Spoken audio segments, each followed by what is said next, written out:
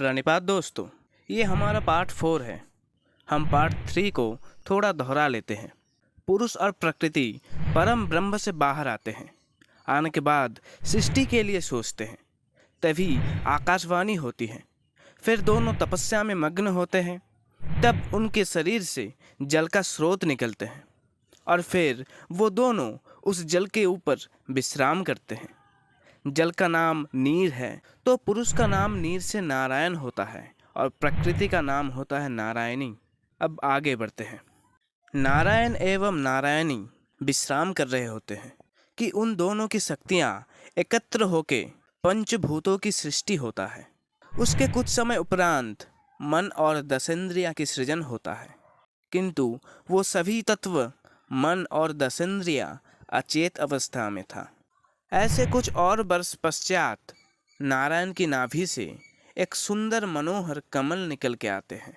उस कमल के मध्य भाग में ब्रह्मदेव की आविर्भाव होता है। ब्रह्मदेव आने के बाद उनको उस कमल के अलावा कुछ और नहीं दिखाई दे रहा था। तब ब्रह्मदेव ये सोचने लगे कि मैं कौन हूँ, मेरा माता पिता कौन है, मेरा परिचय क्या है। ये सब सोचते सोचते उनके मन में ये आया कि ये कमल जहाँ से उत्पन्न हुआ है, इस कमल के मूल जहाँ पे है, वहाँ मेरा निर्माता होगा।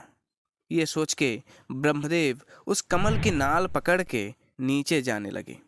नीचे जाते जाते कई वर्ष बीत गए, लेकिन ब्रह्मदेव उस कमल के मूल तक पहुँच नहीं सके। जब अंतिम छोर नहीं मिला, तब ब्रह्मदेव फिर से ऊपर जाने लगे। अब आप बताइए, आपको क्या लगता है, ब्रह्मदेव ऊपर अपने स्थान पे पहुंच जाएंगे? नहीं, ब्रह्मदेव ऊपर भी पहुंच नहीं सके। ना ऊपर ना नीचे, ऐसे बीच रास्ते में ही फंस जाते हैं और क्या किया जाए ये समझ नहीं पाते हैं और उस बीच रास्ते में रुककर सोचते हैं कि क्या किया जाए। तब वहाँ एक आकाशवाणी होता है। आकाशवाणी ये कहता है कि आप अपने मन को स्थिर करके तपस्या करो। ये सुन के ब्रह्मदेव 12 वर्ष तक तपस्या किए।